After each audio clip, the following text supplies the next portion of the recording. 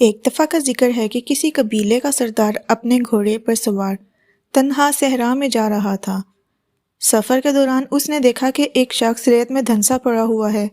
سردار نے گھوڑا روکا، نیچے اترا، اس شخص کے جسم پر سے ریت ہٹائی تو دیکھا کہ وہ جو کوئی بھی تھا بے ہوش ہو چکا تھا۔ سردار نے اسے ہلایا جلایا تو وہ نیم و آنکھوں کے ساتھ پانی پانی پکارتے ہوئے کہنے لگا، پیاس سے میرا حلق اور میری زبان کسی سوکھے ہوئے چمڑے کی طرح اکڑ چکی ہے، اگر پانی نہ پیا تو مر جاؤں گا۔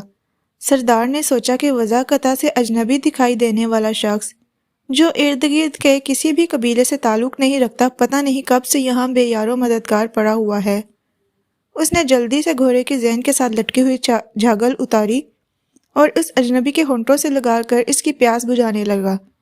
اجنبی نے خوب سیر ہو کر پانی پیا، سردار کا شکریہ ادا کیا اور کہنے لگا، اے رحم دل شخص، میرا گھوڑا کہیں بھاگ گیا ہے، کیا ایسا ہو سکتا ہے؟ تم مجھ پر مزید احسان کرتے ہوئے اپنے ساتھ بٹھا کر کسی قریبی جگہ لے جاؤ جہاں میں اپنی سواری کا بندوبست کر سکوں۔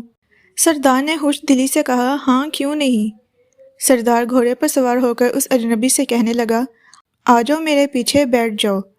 اجنبی بمشکل زمین سے اٹھا اور اٹھ کر 2-3 بار گھوڑے پر سوار ہونے کی کوشش کی، مگر ہر بار نکاہت کے باعث گر جاتا۔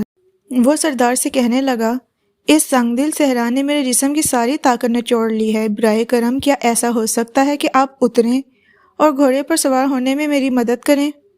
سردار بخوشی اتر کر اس اجنبی کو گھوڑے پر بٹھانے میں مدد کرنے لگا۔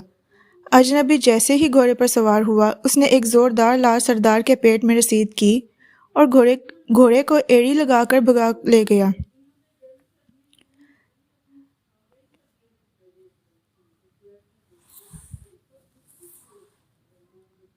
سردار نے پیچھے سے آوازیں دیں تو اس اجنبی نے رک کر کہا، شاید تم خجالت محسوس کر رہے ہو کہ ایک اجنبی کے ہاتھوں سے دھوکہ کیسے کھا گیا۔ سنو، میں ایک راہزن ہوں اور لٹیرے سے رحم کی بھیک مانگنا بیکار ہے، اس لیے چیخنے چلانے سے کوئی حاصل نہیں ہوگا۔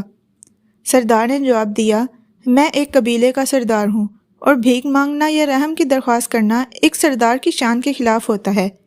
میں فقط یہ کہنا چاہتا ہوں کہ بات میری شرمندگی کی نہیں ہے، بلکہ جب تم کسی منڈی میں اس گھوڑے کو فروخت کرنے جاؤ تو اس نایاب نسل کے گھوڑے کے متعلق لوگ ضرور پوچھیں گے، تو انہیں میرا بتانا کہ فلاں قبیلے کے فلاں سردار نے مجھے تحفتاً دیا تھا۔ کسی بھی محفل میں صحرا میں لاچار اور بے یار و مددگار شخص کے روپ دھار کر مدد حاصل کرنے کے بہانے لوٹنے کا قصہ مت سنانا، ورنہ لوگ بے رحم صحراؤں میں مدد کے طلبگار اجنبیوں پر بھروسہ کرنا چھوڑ دیں گے۔ عربی حکایات قصص و عبر سے ماخوذ، عربی سے اردو ترجمہ۔ اگر آپ اس طرح کی ویڈیوز روزانہ دیکھنا چاہتے ہیں تو ہمارے چینل کو سبسکرائب کریں، لائک کریں اور بیل آئیکن کو آل کلک کریں۔